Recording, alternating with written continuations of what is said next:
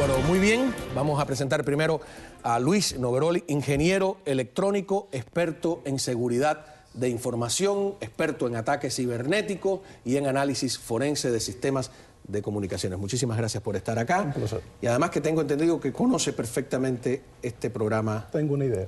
Tiene una idea, bastante clara de qué pasó. Exactamente, muchísimas gracias. Al lado suyo tengo a Orlando Gutiérrez y te he llamado porque yo creo que también merece un análisis político lo que se ha publicado. Gracias por estar acá. Gracias por invitarme. Y tengo a Enrique García, porque necesita, Enrique García, oficial de inteligencia. Yo creo que necesita hacerse un análisis de inteligencia también con lo que está sucediendo. Algo he adelantado. Pienso eso, gracias. ¿Le parece bien? Vamos a empezar con Luis Noguerol. Usted trabajó directamente en este programa que hoy es noticia en todas partes.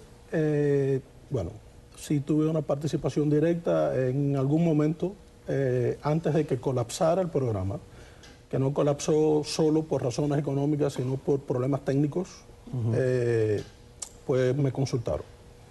Me consultaron, di mi criterio técnico. ¿Cuál fue su criterio? Si pudiera resumirlo en lenguaje entendible para los no iniciados. A grandes rasgos, la manera en la que se estaba haciendo, la manera en la que se estaba hosteando los lugares por donde se estaba haciendo pasar el tráfico de los mensajes que salían de Cuba, bueno, que se movían, iban a ser definitivamente detectados. Y la razón es porque hay dos compañías americanas que manejan el tráfico del 87% de todos los países. Así que el hecho de que Cuba no mande o pase sus paquetes, o sea, su comunicación, a través de esta compañía, cuando la pasa por otros países, como por ejemplo España, etcétera, pues en esos lugares hay presencia de estas compañías norteamericanas, como por ejemplo Verizon.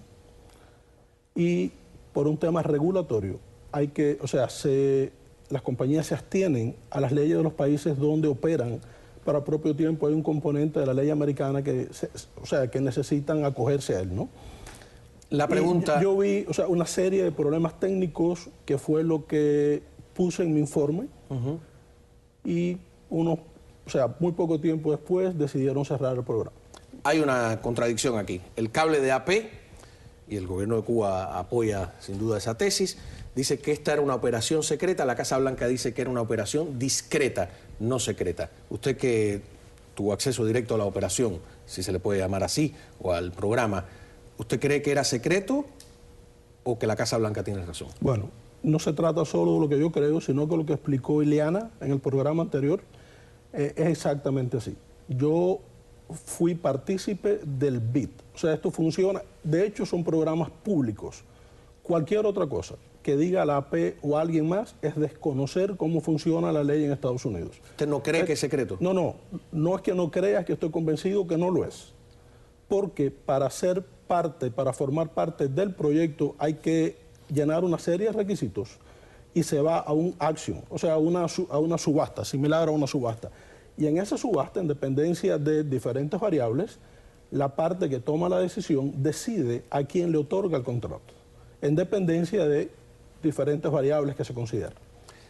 Así que no es un programa secreto, definitivamente no lo es. Capitán Enrique García, yo lo llamo a usted porque numerosas personas, algunas con más o menos conocimiento, me dicen, esto huele a servicios de inteligencia. ¿Por qué dicen eso? Coincidentemente, en días recientes hablábamos de lo que son las medidas activas. Ajá. Bueno, esto tiene toda la apariencia. Cuando uno lee la primera publicación, el documento redactado por AP, el lenguaje, aparte que coincido totalmente, en ningún momento, o sea, este tipo de actividad tiene nada de secreta. Participan compañías, es imposible, no es una actividad secreta. Así que de hecho, el mismo cable de AP que afirma que era un proyecto secreto, etcétera, etcétera, no es cierto, no es así.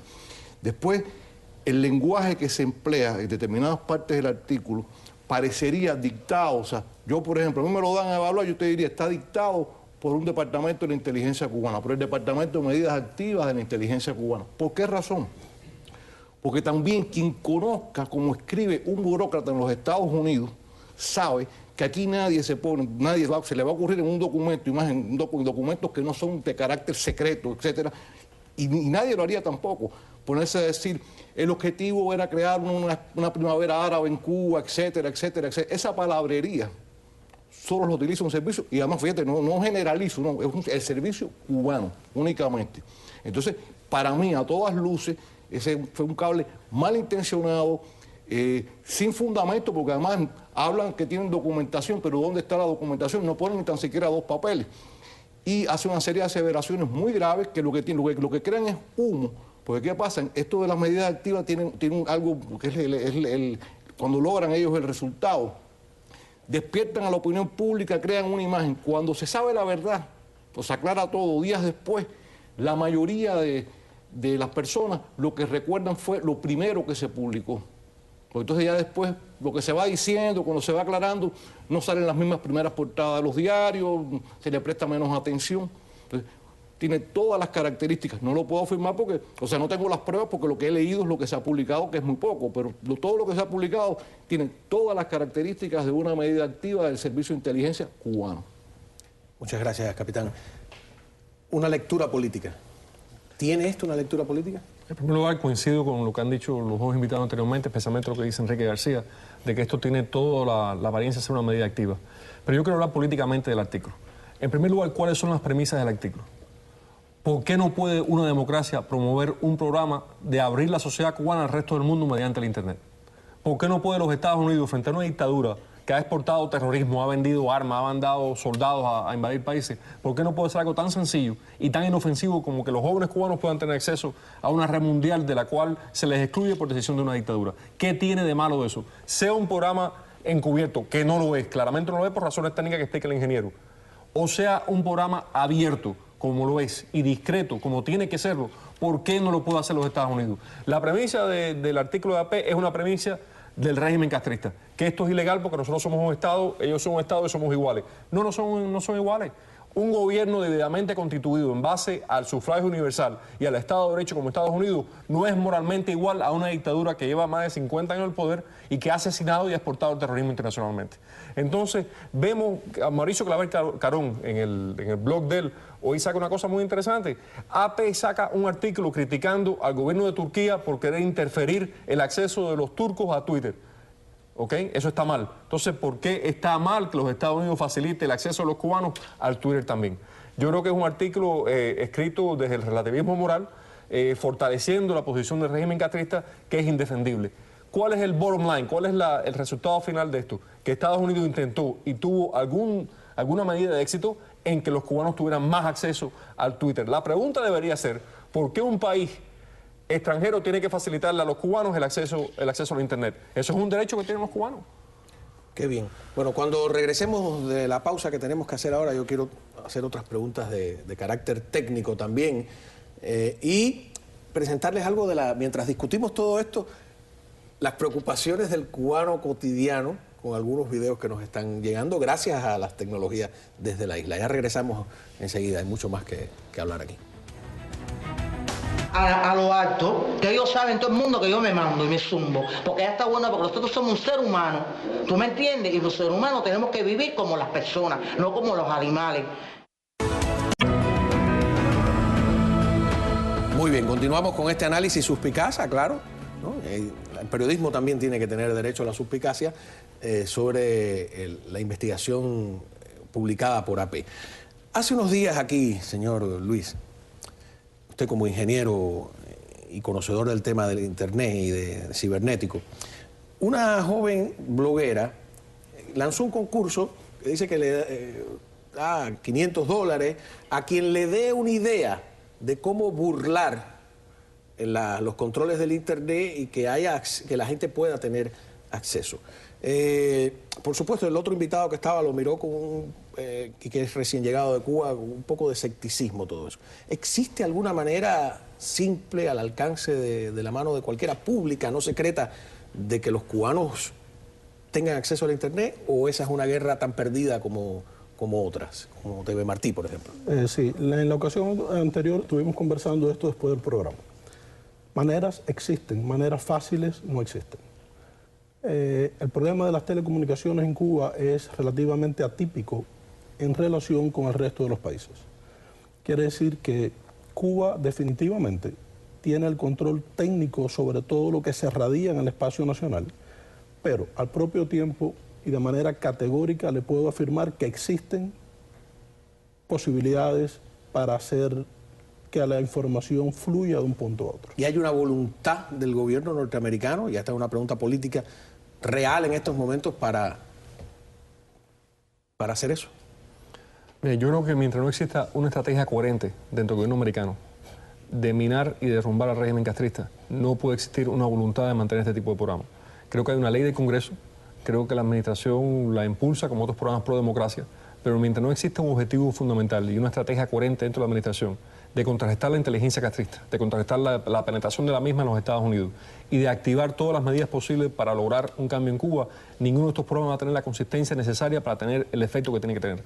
Los trabajos en la sociedad cerrada son a largo plazo, son tediosos, no son problemas fáciles de resolver y hace falta una constancia y una política de Estado hacia eso. Y yo creo que la inconstancia la vemos en el hecho de que un Alan Gross lleva la cantidad de años que lleva preso sin que se haya expulsado a un solo diplomático o espía castrista en represalia por lo que ha ocurrido con Alan Gross. El régimen castrista interpreta eso como debilidad, ¿no? Claro. Y se mueve así. Entonces, yo felicito a todos los norteamericanos, a los técnicos que participaron en este proyecto. Les agradezco a nombre del pueblo de Cuba el haberle provisto a los cubanos esa ventana de acceso que tuvieron un tiempo. Y lo lamentable es que no existe, como no existe una visión global estratégica hacia el régimen, no existe la consistencia en las políticas a implementar y en mantener los programas a largo plazo que son los que rinden efecto. Tú hablaste de la expulsión de diplomáticos. Usted, capitán García, en el año 1992 ayudó a descubrir que el tercer secretario de la Misión Permanente de Cuba ante las Naciones Unidas, el señor Manuel Collazo Usayán, era un espía y se le probó, se le expulsó de aquí con su familia, mucho antes que la Red Avispa. Y yo recuerdo sus declaraciones, usted diciendo, advirtiéndole al gobierno norteamericano, al FBI, de que había una invasión del espionaje castrista. Han pasado 22 años.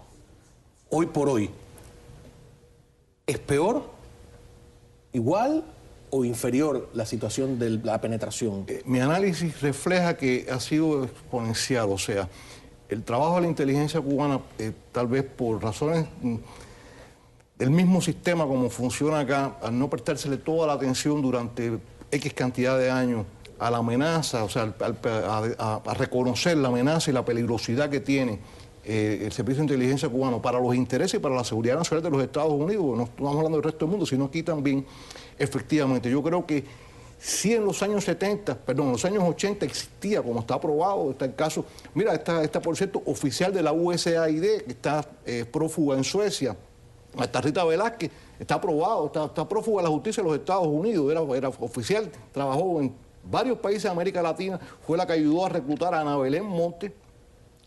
Posiblemente haya trabajado incluso en coordinación algunas cosas con el matrimonio Meyer del Departamento de Estado, que también están presos. Entonces, se hacen cosas, pero yo sí creo que hoy en día la penetración de Cuba es mayor incluso de la que de los servicios de inteligencia cubana, la penetración de los servicios de inteligencia de Cuba aquí en Estados Unidos es mayor que en los años 80 y mayor que en los años 90.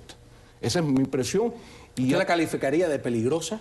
Sí, no, yo la califico, no, yo siempre repito, el Servicio de Inteligencia de Cuba, lo que pasa es que, bueno, la democracia tiene cosas muy grandes, de maravillosas, pero al mismo tiempo tiene limitaciones como sistemas a veces, porque si todo el mundo no está de acuerdo, se trabaja por consenso, no es como en Cuba, se trabaja por decreto.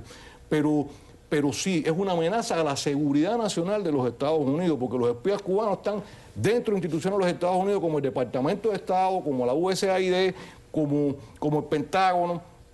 En fin, están penetrando y provocando subversión y situaciones de desestabilización como las que vivimos hoy en día en más de 5 países de América Latina, que es fruto del trabajo de la inteligencia cubana. Entonces, si todo eso no hace daño, o sea, y todos esos países amigos, o sea, manejados por Cuba en América Latina, a su vez son aliados de Irán, y son aliados de Libia, son aliados de... ¿Usted cree que los medios de prensa son un blanco de la inteligencia castrista? No, por supuesto, si por ejemplo en la Oficina de Intereses, perdón, en la inteligencia cubana existe un departamento, que el Departamento de Estados Unidos tiene incluso otra oficina con fachada profunda en La Habana que se dedica únicamente a recibir a periodistas norteamericanos. Los periodistas norteamericanos cuando van a Cuba son atendidos desde que llegan a La Habana hasta que se van por oficiales de la inteligencia cubana que están buscando desde que llegan la manera de ver cómo los reclutan por cualquier vía. Los periodistas norteamericanos son trabajados por los servicios cubanos aquí. Perdóname, Estados Unidos lo sabe la inteligencia americana, lo sabe el FBI y lo saben las autoridades. La prioridad número uno de la inteligencia cubana desde hace más de 40 años es el reclutamiento de ciudadanos norteamericanos en cualquier país del mundo. Quiero decir con eso, en la embajada cubana en Ecuador, donde yo deserté en los años 80, en Bolivia, en Burkina Faso, para buscar un lugar bien remoto, la primera prioridad, o sea, incluso primero que reclutar nacionales para manejar y controlar los gobiernos de esos países que muchas veces se tienen controlados. Primero que eso, la primera prioridad es reclutar ciudadanos norteamericanos, no solo que sean periodistas ya o que tengan posiciones en el gobierno, no, aunque no las tengan todavía, si no las tienen, proyectarlos después hacia objetivos estratégicos en este país. Entonces, la agresividad sí es conocida, que no se toman acciones, como planteaba Orlando Gutiérrez, es incomprensible, y por cierto quiero reafirmar lo que expresaba en cuanto a que ojalá existiera un plan para realmente ponerle internet a todo el pueblo de Cuba, porque en definitiva es una libertad que se le está coartando a ese pueblo. Ok. Mientras todo esto pasa, y vamos a seguirlo discutiendo, y nosotros tratamos de discutir un tema que es serio, el pueblo cubano está agobiado por cosas pueriles, sencillas, ¿no? Dimos un adelanto de esta mujer que parece que mira tú a qué nivel lo bajan. Le instalaron un inodoro, pero no se lo instalaron al acueducto. Y entonces la mujer está enloquecida con ese tema, tratando de resolverlo, y no lo resuelve. Si le hablan del internet, le explota la cabeza. Vean ustedes. Son tres personas que viven aquí. Sí. Y la niña tuvimos que... ¿Cuatro más la niña? Más la niña. Ah, cuatro. Sí, pues mi hijo, la niña y él y yo. Entonces quería hacer 2 placas, pero ¿con qué? Mira dónde estamos durmiendo. Entonces, ¿hasta cuándo, caballero? ¿Me puedes decir el nombre tuyo? Esperanza Caridad Elejalde Rodríguez. Gracias. Que esto llegue a lo alto, que ellos saben todo el mundo que yo me mando y me zumbo, porque ya está bueno, porque nosotros somos un ser humano, ¿tú me entiendes? Y los seres humanos tenemos que vivir como las personas, no como los animales, ¿eh? Está bueno ya del daño, ¿hasta cuándo vamos a estar así ya? Y esto tuve yo 26 años, ahora fue que me dieron esto, y gracias a esa persona que me lo dio, que no quiero mentar el nombre, ¿tú me entiendes? Gracias a ella, que ella sabe quién es la que yo estoy hablando. ¿Tú me entiendes? Entonces ya yo no puedo mando, somos un ser humano. Aquí los vecinos, gracias a Dios, los llevamos bien. Llegaron ahí, pum, quitaron el baño, qué sé yo, esto no puede ser así, pipa, ¿qué cosa es esto? ¿Hay dinero por el medio? ¿Qué volamos lo que hay? No, ustedes ven. Yo pongo esto porque hay una declaración de un funcionario venezolano que dijo algo tremendo. Dijo, nosotros no podemos sacarlos de la pobreza porque se nos van a volver escuálidos, es decir, se van a volver burgueses, capitalistas. Este mundo del internet en el que usted trabaja, de la tecnología, ¿usted cree que puede calar en el pueblo cubano agobiado por circunstancias mucho más simples? Yo creo que sí, yo creo que el pueblo cubano está ávido de acceder a toda esta información que por todo el tiempo que dura la revolución, más de 55 años, ha faltado. Yo pienso incluso que la nueva generación, el hombre nuevo, quizás renuncie a un plato de comida a cambio de 1 hora en la internet. No me atrevo a asegurarlo, pero yo creo que todos los es más así. jóvenes, ¿no? Sí, sí, la generación más joven, definitivamente uno estudia y crece sin entender cómo funciona el mundo. Se va creyendo lo que nos contaron. Yo fui parte del cuento. Y luego... Ellos tienen el monopolio del cuento. Exacto. Y luego descubre que lo que le dijeron no es exactamente así. Por no decir que es todo lo contrario. Usted que es un profundo conocedor del asunto técnico, ¿gana Cuba también esta guerra con la UCI, la escuela esta de... ¿No?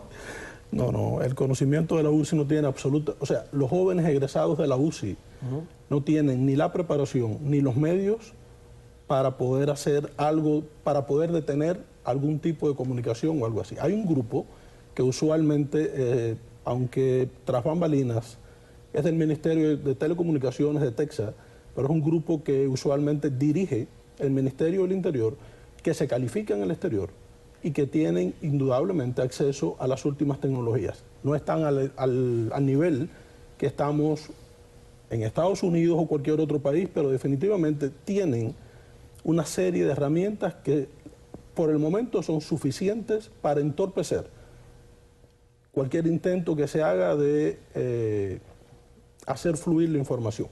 De nuevo, hay cosas. ¿Usted es optimista o pesimista? Porque tengo que irme a una pausa. Optimista. Usted es optimista de que sí puede romperse. Y tú Definitivamente. defiendes el derecho legítimo a hacerlo. Yo también me uno a eso, sinceramente. Vamos a una pausa, regresamos enseguida.